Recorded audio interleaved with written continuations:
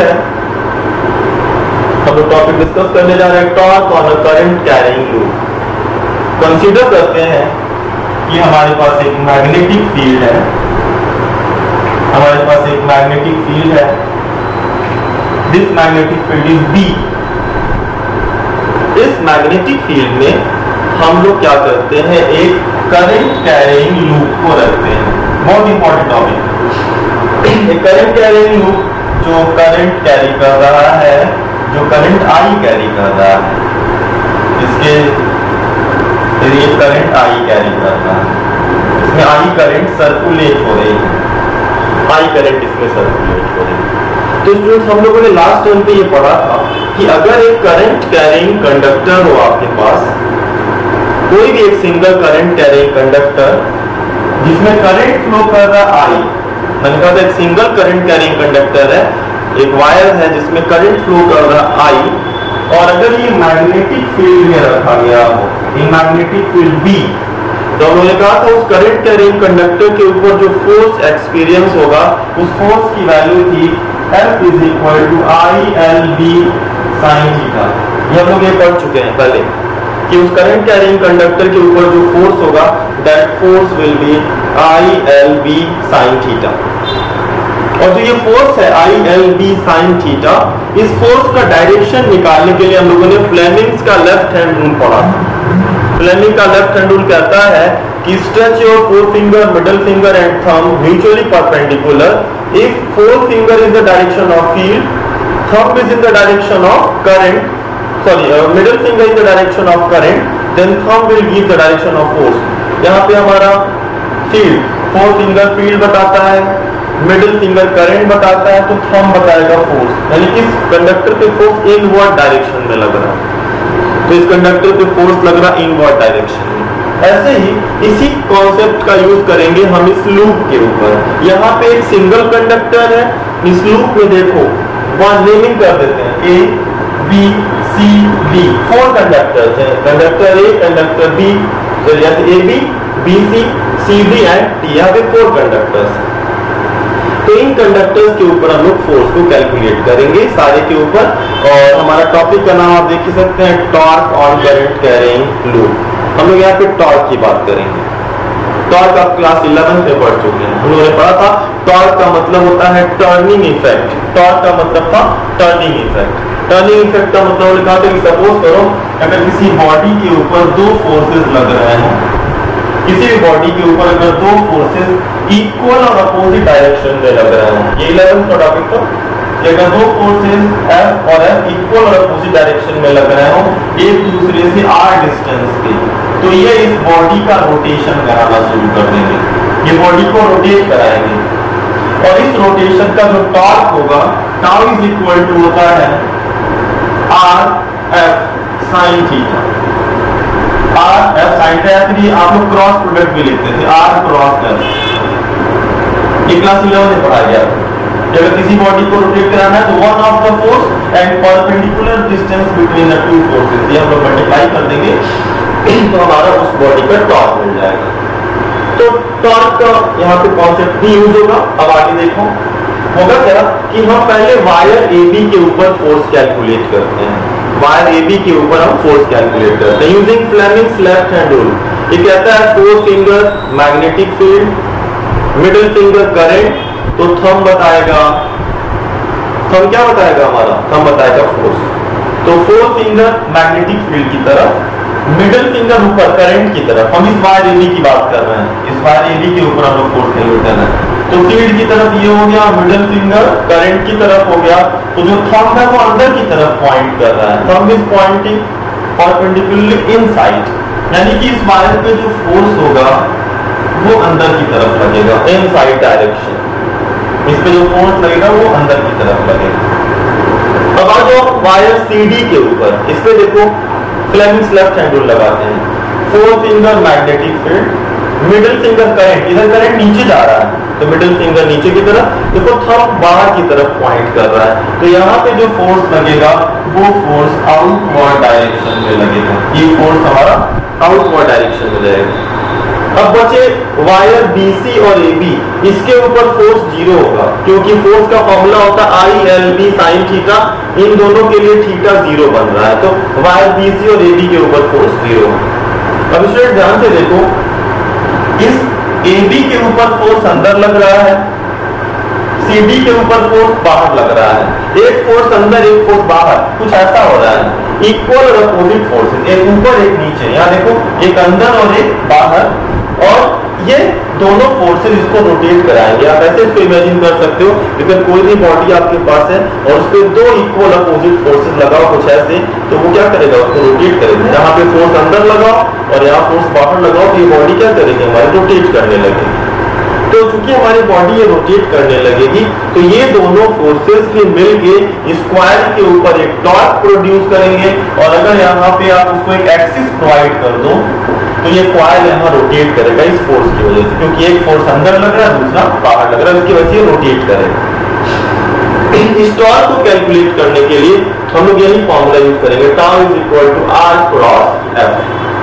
Calculate करते हैं। ये देखो जो फोर्सेस हैं उनको थोड़ा सिंपल वे में दिखाने के लिए, ये जो दोनों फोर्सेस हैं, एक फोर्स ऐसे उधर लग रहा है और एक फोर्स इधर लग रहा है बाहर की तरफ, एक अंदर और एक बाहर, और इन दोनों फोर्सेस के बीच की दूरी हम लोग मान लेते हैं ये है, इन दोनों फोर्सेस के बीच की दूरी है B। मैंने कहा एक आर्म पे फोर्स अंदर लग रहा है, दूसरे पे फोर्स बाहर लग रहा है, ये दोनों मिलकर इस कॉइल को रोटेट कराएंगे, इस कॉइल के ऊपर एक टॉर्क प्रोड्यूस करेंगे, और इस टॉर्क की जो वैल्यू होगी वो हम लोग इस फॉर्मूले से निकालते हैं। Tau is equal to R cross F, जहां पे R होता है दोनों फोर्सेस के बीच की परपेंडिकुलर दूरी और F होता है फोर्स। यहाँ पे हम लिखेंगे tau is equal to RF sine theta, RF sine theta. अब देखो हम मानते हैं कि इस कॉइल का जो लेंथ है वो हम लोग L ले लेते हैं, और इस कॉइल का जो विड्थ है उसको हम लोग B ले लेते हैं। तो कॉइल का लेंथ L हो गया, विड्थ हो गया B। ये बताओ जो ये दोनों फोर्सेस लग रहे हैं, इन दोनों फोर्सेस के बीच की दूरी को हम B लेंगे, क्योंकि देखो these two forces are B distance apart, तो दोनों यानी कि हम R के जगह पे क्या लेंगे B। तो आप कहता है कि एक फोर्स लो और दोनों फोर्सेस के बीच की दूरी लो, तो यहाँ पे हम लोग यही करेंगे, एक फोर्स लेंगे, दोनों फोर्स के बीच की दूरी लेंगे। तो एक फोर्स लिया, दोनों फोर्स के बीच दूरी इस विड्थ के बराबर है, B के बराबर। तो यहाँ पे हम लिखेंगे BF साइन थीटा, जहां पे हमारा B हो गया वो दूरी, F हो गया वो फोर्स, और साइन थीटा हो जाएगा उस B और F के बीच का एंगल, क्योंकि जब ये रोटेशन स्टार्ट होगा तो एंगल थीटा प्रोड्यूस करेगा वहां, ये थीटा हो। ठीक, अब बात आई इस F की वैल्यू और इस फोर्स की वैल्यू तुम लोग निकाल चुके हो, इस फोर्स की वैल्यू आप निकाल चुके हैं, इस फोर्स की वैल्यू आप निकाले हो। क्या लिखे थे आप लिखे थे since F is equal to ILB sine theta. आप इस फोर्स की वैल्यू निकाले थे, F is equal to ILB sine theta. यहाँ पे देखो ये जो थीटा होगा वो 90 होगा, क्योंकि हर केस में ये 90 डिग्री पे ही होगा जब घूमेगा तो साइन 90, यानी कि F इज इक्वल टू क्या लिखेंगे हम लोग यहाँ पे ILB। इस फोर्स की वैल्यू होगी F is equal to ILB। Force की वैल्यू यहाँ सब्स्टिट्यूट करते हैं, जब सब्स्टिट्यूट करो तो क्या मिलेगा, tau is equal to B और F की वैल्यू हो गई ILB साइन थीटा। अब यहाँ आ जाओ, इसको सिंप्लीफाई करते हैं।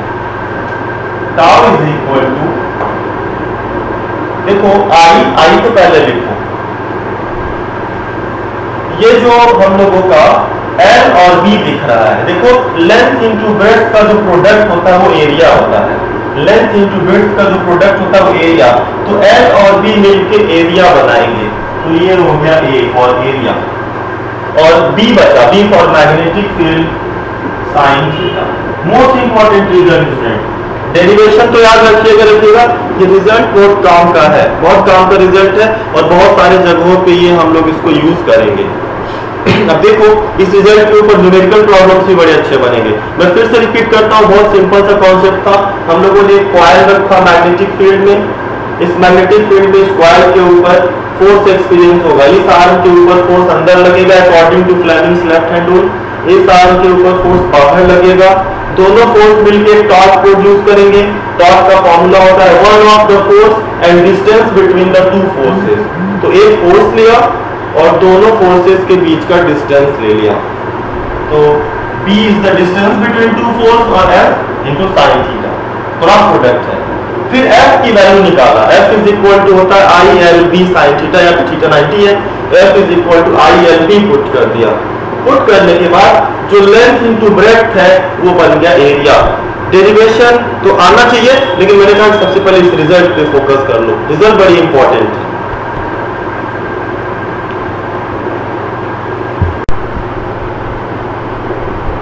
तो स्टूडेंट्स यहाँ पे अगर n नंबर ऑफ टर्न्स होंगे इस कॉइल में, तो n नंबर ऑफ टर्न्स के लिए हम लोग लिखेंगे tau is equal to NIAB sin theta. Tau is equal to NIAB sin theta, where is the n is the number of turns. अगर n नंबर ऑफ टर्न्स होंगे तो n से multiply करो।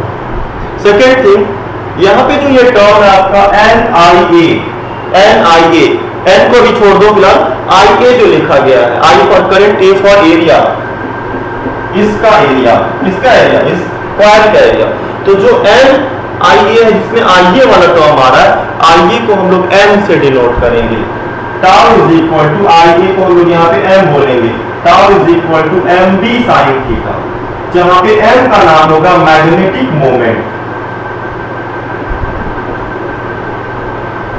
ये जो I इंटू ए करंट और area का जो मल्टीप्लीकेशन है उसको हम लोग मैग्नेटिक मोमेंट बोलेंगे। तो स्टूडेंट्स, हम लोग का जो रिजल्ट है tau is equal to IAB sine theta, इससे हम किसी भी कॉइल को अगर मैग्नेटिक फील्ड में रखेंगे तो उसका टॉर्क निकाल सकते हैं। इसमें मैंने कहा IA को M बोलेंगे मैग्नेटिक मोमेंट, तो हमारा फाइनल फॉर्मूला है tau is equal to MB sine theta. M is the magnetic moment, B is the magnetic field and theta is the angle between. अब देखो बात है थीटा, थीटा किसके किसके बीच का एंगल है, तो ध्यान से सुनो, जो थीटा है वो एंगल है। ये बताओ n हमारा स्केलर क्वांटिटी है, I भी स्केलर क्वांटिटी है, theta is the angle between area and field. Theta area और फील्ड के बीच का एंगल है। ये बताओ, ये जो कॉइल है, इस कॉइल का एरिया आपको दिखाई दे रहा है, this is the area of the coil, और मैग्नेटिक फील्ड उधर की तरफ है। मैंने कहा ये एरिया हो गया, ये मैग्नेटिक फील्ड हो गया। याद रखना एरिया का डायरेक्शन उस पे ड्रॉ किया गया परपेंडिकुलर होता है। हम लोग पढ़ चुके हैं कि ये हम लोग उसमें इलेक्ट्रोस्टैटिक में ही पढ़े थे कि एरिया का डायरेक्शन उस पे ड्रॉ किया गया परपेंडिकुलर होता है। तो जैसे ये जो एरिया है इसका डायरेक्शन होगा इस पे ड्रॉ किया गया परपेंडिकुलर, तो एरिया का डायरेक्शन ऊपर है, मैग्नेटिक फील्ड उधर है, तो यहाँ पे थीटा कितना रखोगे 90 डिग्री। तो ऐसे ही जो हमारा वो थीटा होता है that is the angle between area and magnetic field. Area का डायरेक्शन कैसे निकालोगे, उस एरिया को परपेंडिकुलर ड्रॉ कर लो और हमारा बी हो गया मैग्नेटिक फील्ड। तो स्टूडेंट्स ये हम लोग का एक टॉपिक, तो हमारा टॉपिक है मूविंग कॉइल गैल्वेनोमीटर, जो कि बेस्ड है हमारे प्रीवियस टॉपिक के ऊपर torque on a current carrying loop, यानी कि इस मूविंग कॉइल गैल्वेनोमीटर का वही प्रिंसिपल बनेगा हमारा जो अगर हमने टॉर्क का फॉर्मूला निकाला, क्या निकाला, tau is equal to MB sine theta, जहां पे M को आपने मैग्नेटिक मोमेंट बोला और M की वैल्यू होती है I इंटू A। तो आपने लिखा tau is equal to IAB sine theta, जहां पे IA को आपने M बोला, तो मिला tau is equal to MB sine theta. हम लोग स्टार्ट करते हैं moving coil galvanometer. First of all construction, ध्यान से सुनेंगे। कंस्ट्रक्शन में क्या होगा स्टूडेंट्स, इसमें एक मैग्नेट लिया, एक दूसरा मैग्नेट लिया, हम लोगों ने इसमें एक मैग्नेट ये लिया नॉर्थ पोल, दूसरा मैग्नेट लिया हम लोगों ने साउथ पोल, एक मैग्नेट नॉर्थ पोल एक मैग्नेट साउथ पोल, और दोनों मैग्नेट के बीच में हम एक कॉइल रखने जा रहे हैं। मैग्नेट का काम क्या होगा, magnet will produce magnetic field, magnet magnetic field produce करेगा। इस मैग्नेटिक फील्ड में हम एक कॉइल रखने जा रहे हैं, चलो रख देते हैं, और ये कॉइल कुछ ऐसा होगा। ये देखो स्क्वायर में नंबर ऑफ टर्न्स ढेर सारे होंगे, इसमें नंबर ऑफ टर्न्स ढेर सारे होंगे। और स्टूडेंट्स इस स्क्वायर को एक एक्सिस प्रोवाइड करने के लिए, स्क्वायर को माउंट करने के लिए इसको नीचे हम माउंट करेंगे स्प्रिंग पे, नीचे हम इसको माउंट करेंगे स्प्रिंग से, और इसका जो ऊपर वाला हिस्सा होगा उसको माउंट करेंगे एक स्पेशल टाइप का एलॉय होता है, और उस एलॉय का नाम होता है फॉस्फर ब्रॉन्ज। ये फॉस्फर ब्रॉन्ज का स्ट्रैप होता है, फॉस्फर ब्रॉन्ज का जो स्ट्रैप है, जो ये एलॉय है, इस एलॉय की खास बात क्या है कि ये हाईली इलास्टिक होता है। जैसे अगर आप रबर को ऐसे ट्विस्ट करके छोड़ो तो वो सीधा हो जाता है, या देखा होगा खिलौने, जो चाबी वाले खिलौने होते हैं उसमें जब आप चाबी लगा दो उसको छोड़ो तो वापस अपने आप को रिस्टोर करता है। तो ये जो फॉस्फर ब्रॉन्ज का मेटेलिक स्ट्रिप है, इसकी खास बात है कि इसको जब ये ट्विस्ट होगा तो फिर सीधा हो जाएगा। होगा क्या कि जब कॉइल यहाँ घूमेगा, क्योंकि मैग्नेटिक फील्ड में कॉइल रखा गया, जब कॉइल घूमेगा तो कॉइल के घूमने से क्या होगा कि कॉइल का रोटेशन स्टार्ट हुआ तो ये भी उसी के साथ ट्विस्ट होगा। जैसे ही तुम करंट को ऑफ करोगे, जैसे ही करंट को कट करोगे तो ये फॉस्फर ब्रॉन्ज का स्ट्रिप इसको वापस फिर सीधा कर देगा। नाम है मूविंग कॉइल गैल्वेनोमीटर। देखा हुआ गैल्वेनोमीटर में बीच में पॉइंटर होता है, जैसे ही करंट ऑफ करते हो फिर वापस चल आता है। तो इस फॉस्फर ब्रॉन्ज की स्ट्रिप का काम है इस कॉइल को वापस अपने पोजीशन पे रीस्टोर करना। इस कॉइल में करंट की सप्लाई देते हैं, कैसे देंगे? तो एक एंड को इधर लाओ, मान लो मैंने इसके लिए टर्मिनल बनाया T1, इस कॉइल का जो एक एंड है उसके लिए टर्मिनल T1 से जोड़ दिया, और जो दूसरा एंड है उसको हम लोग जोड़ेंगे टर्मिनल T2 से। तो कॉइल के एक एंड को T1 से जोड़ा, दूसरे एंड को T2 से जोड़ा। देखा हो गैल्वेनोमीटर में दो टर्मिनल्स होते हैं, एक पॉजिटिव एक नेगेटिव, उसी में करंट या बैटरी को कनेक्ट करते हैं, सप्लाई को देते हैं। तो जो भी आपका सप्लाई है उसको इसमें कनेक्ट करो। इसमें पॉइंटर के लिए, जैसे हम लोगों ने देखा होगा गैल्वेनोमीटर में पॉइंटर होता है, चाहे अमीटर में देखा होगा पॉइंटर होता है, इसमें पॉइंटर के जगह पे कॉन्केव मिरर लगेगा। दिखाओ कॉन्केव मिरर एक कन्वर्जिंग मिरर, जैसे तुम धूप में अगर एक मिरर को लेकर ऐसे दीवार पे मूव करो तो दीवार पे उसकी शेडो मूव करती है, रिफ्लेक्टेड लाइट है वो इधर उधर भागता है। तो यहाँ पे एक छोटा सा कॉन्केव मिरर लगा होगा, इस कॉन्केव मिरर पे लाइट पड़ती है और इसका जो फोकस होता है एक स्क्रीन पे होता है। वो स्क्रीन कुछ ऐसे बनी होती है,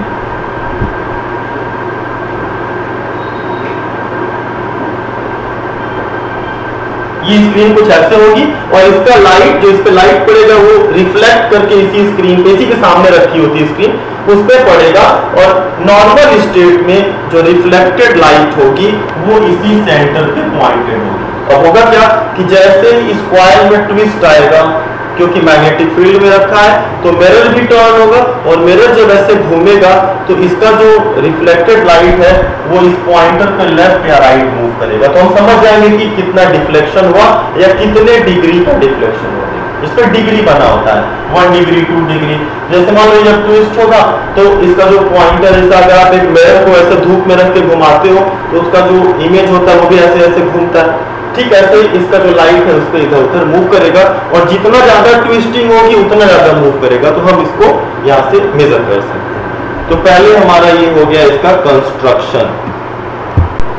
सपोज करो कि तुमने T1 और T2 से करंट का सप्लाई दे दिया। जब करंट का सप्लाई दोगे तो इस कॉइल में करंट का सर्कुलेशन शुरू हो जाएगा। मान लो इसको पॉजिटिव से जोड़ा, उसको नेगेटिव से, तो कॉइल में आपका करंट का सर्कुलेशन स्टार्ट हो गया।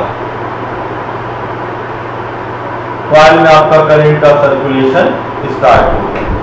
जब कॉइल में करंट जाएगा तो कॉइल के ऊपर टॉर्क एक्सपीरियंस होगा। कितना टॉर्क एक्सपीरियंस होगा? तो हम लोगों ने बोला कॉइल के ऊपर टॉर्क एक्सपीरियंस होगा tau is equal to NIAB sin theta. जहां पे N है इस कॉइल के नंबर ऑफ टर्न्स, I है इसमें फ्लो करने वाली करंट, A है इसका एरिया, और B है उसका मैग्नेटिक फील्ड। सब हमको पता है, N भी पता है, I तो मेजर ही करना है, क्योंकि गैल्वेनोमीटर का काम होता है करंट का मेजरमेंट करना। तो आपको करंट मेजर करना है तो I को अलग करो, यही तो मेजर करना है। I इज इक्वल टू हो गया tau upon NAB sin theta.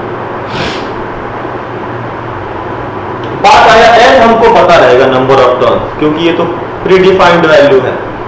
a coil का एरिया भी पता रहेगा। b मैग्नेटिक फील्ड तो मैग्नेट्स प्रोड्यूस कर रहे हैं वो भी पता रहेगा। थीटा की बात है, ये भी उससे बात करता हूं। बात है टॉर्क कैसे पता करोगे, तो टॉर्क के लिए हम लोग यहाँ पे टर्म यूज करेंगे टॉर्सनल कांस्टेंट। ये जो हमारा फॉस्फर ब्रॉन्ज का स्ट्रेप लगा है, जो इस कॉइल को जब ट्विस्ट होने के बाद वापस इसको रिस्टोर कर रहा है, ठीक वैसे ही जैसे देखा होगा बहुत सारे जगहों पे स्प्रिंग लगा होता है, जब बॉडी को आप कहीं मूव कर देते हो तो स्प्रिंग वापस उसको अपने जगह पे लेते आते हैं। देखो गाड़ियों में सॉकेट लगे होते हैं, दबका से अपने जगह पे आ जाता है। तो ऐसे ये भी एक इलास्टिक स्प्रिंग टाइप का कुछ मेटेलिक स्ट्रिप है, जब ये रोटेट करेगा तो ये उसको रोटेट करने देगा, फिर जैसे बैटरी में से करंट कट करोगे तो वापस वो उसको घुमा के सीधा कर देगा। इलास्टिसिटी हाई होती है। उसके लिए एक कांस्टेंट हम लोग यूज करेंगे टॉर्सनल कांस्टेंट। के होता है टॉर्क पर डिग्री पर यूनिट एंगल। जैसे है क्या, मान लो अगर ये जो हमारा स्ट्रिप है ये 1 डिग्री घुमा, 1 डिग्री का मतलब स्मॉल, अभी थोड़ा सा डिफ्लेक्शन हुआ, मान लो इस हमारे फॉस्फर ब्रॉन्ज के स्ट्रिप में 1 डिग्री का ट्विस्टिंग हुआ, बस ज्यादा नहीं घुमा, बस 1 डिग्री घुमा, और 1 डिग्री घूमने में जो इसने टॉर्क प्रोड्यूस किया उसको हम के बोलेंगे।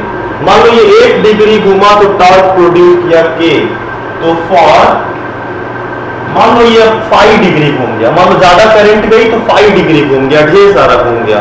तो ज्यादा घूमेगा तो जो पॉइंटर है उस पे पॉइंटर ज्यादा दूर तक बताएगा, थोड़ा घूमेगा तो थोड़ा बताएगा।